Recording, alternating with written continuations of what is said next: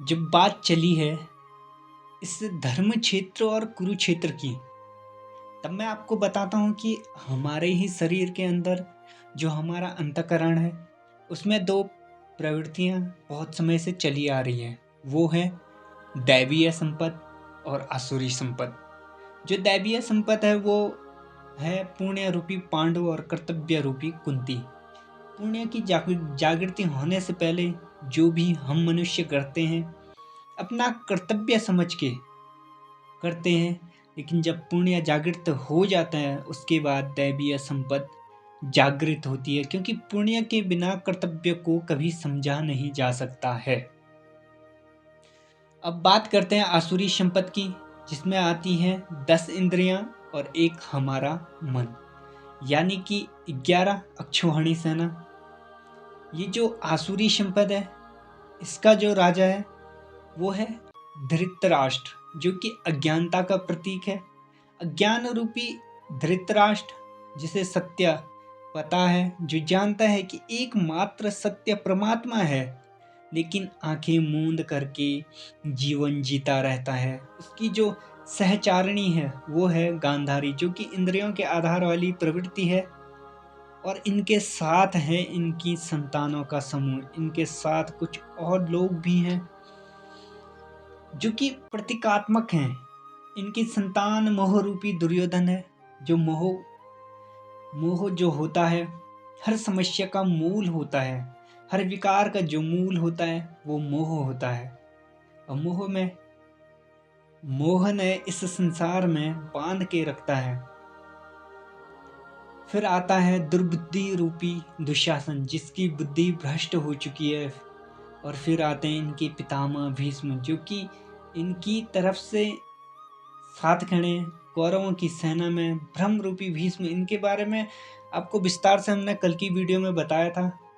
उससे पहले इन सब के बीच में एक पुण्य आत्मा है जिनका नाम विदुर है, जो रहता तो अज्ञान में है, लेकिन जो अपनी दृष्टि हमेशा जो है वो हमेशा पांडवों के कर्म पर रखता है, क्योंकि उनके साथ जुड़ना चाहते हैं, वो उनकी तरफ जाना चाहते हैं।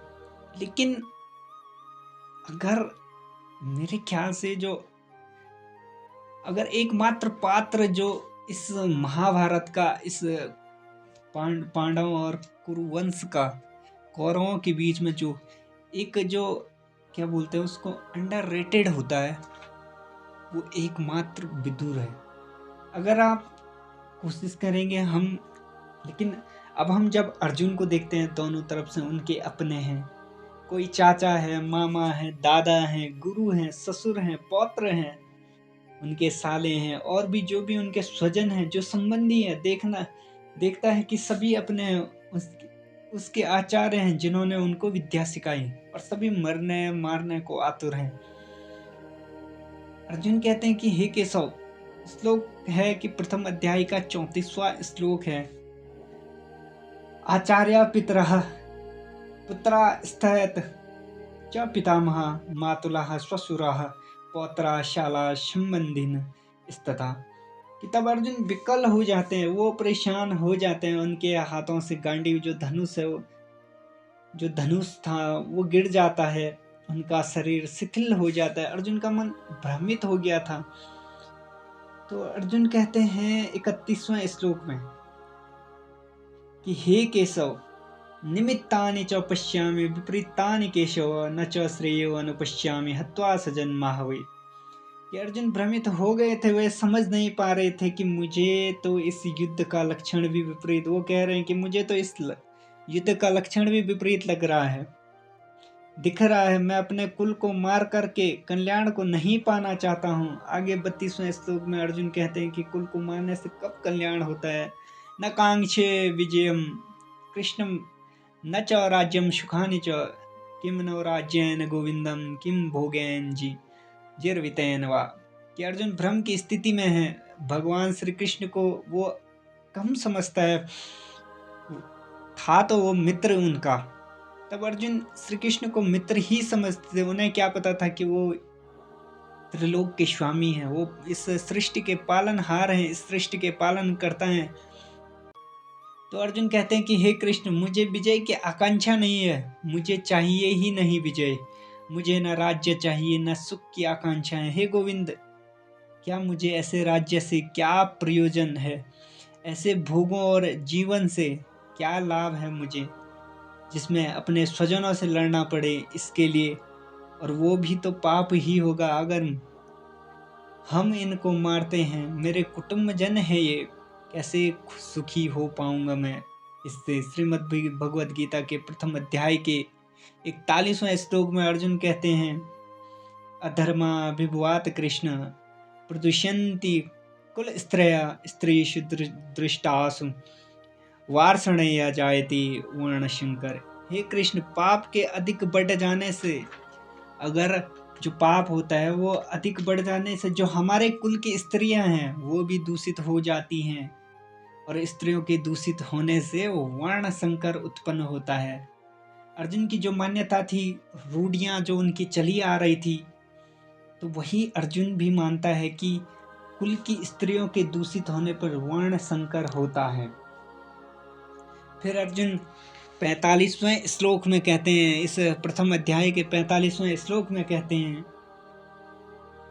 अहोबत महत् पापम कर्तुम व्यवस्थिता वयम यद्राजम शुक्लोवेन हंतु स्वजम मुद्यता। कि अर्जुन कहते कि हम बुद्धिमान होकर भी इस महान पाप करने को तैयार हैं, जो राज्य और जो सुख के लोभ से स्वजनों को मारने के लिए उद्यत हो गए हैं, प्रेरित हो गए हैं मारने के लिए।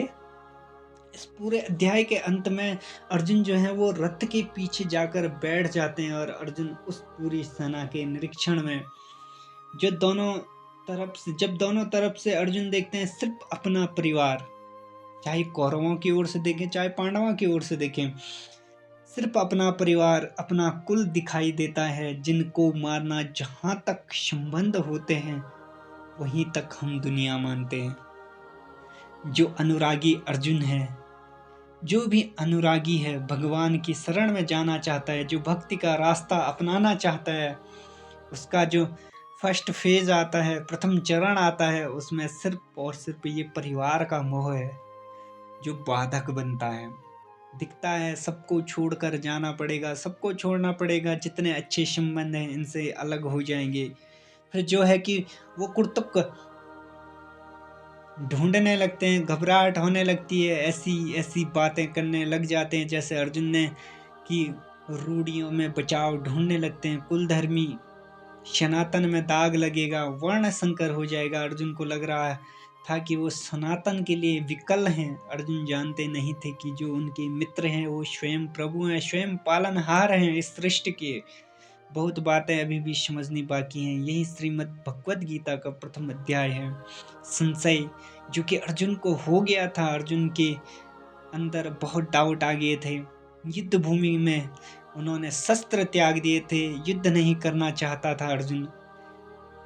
लेकिन भगवान श्री कृष्ण अभी तक एक भी वचन नहीं कहा है इस अध्याय में। इस अध्याय की शुरुआत जो हुई थी वो हुई थी धृतराष्ट्र के वचनों से, और जो इस अध्याय का अंत हुआ था वो था अर्जुन के वचनों से। अर्जुन धर्म संकट में है, एक तरफ उनका परिवार है, कुल है, तो जब वो दोनों सेनाओं के मध्य खड़े हुए, जब दोनों सेनाओं के मध्य जो अर्जुन है वो खड़े हुए, तो उन्होंने देखा कि चारों तरफ उनके अपने पड़े हैं, उनके कुटुंबजन हैं। कहाँ करेगा, कहाँ जाएगा अर्जुन, किसकी ओर लेगा? उनके गुरु भाई जो है वो तो सब थे, लेकिन वो एक धर्म युद्ध में जो भ्रम पैदा हो गया था अर्जुन में, उसका व्याख्यान किया गया है इस श्रीमद् भगवद गीता के प्रथम अध्याय में। इस अध्याय को इसलिए अर्जुन विषाद योग के नाम से जानते हैं। अगला जो द्वितीय अध्याय है उसको सांख्य योग के नाम से जानते हैं। तो हम कल से द्वितीय अध्याय की बात करेंगे, और द्वितीय अध्याय में थोड़ा बड़ा अध्याय है, तो उसमें हमको प्रत्येक जगह पर श्लोकों का जो वर्णन होगा वो देखने को मिलेगा कि भगवान, क्योंकि श्री कृष्ण का पहला जो वचन आता है इस श्रीमद् भगवद गीता के द्वितीय अध्याय के दूसरे जो श्लोक हैं उसमें से शुरू होता है। वहाँ से भगवान बोलना शुरू करते हैं और अर्जुन को इस धर्म युद्ध को लड़ने के लिए, इस युद्ध को लड़ने के लिए प्रेरित करते हैं।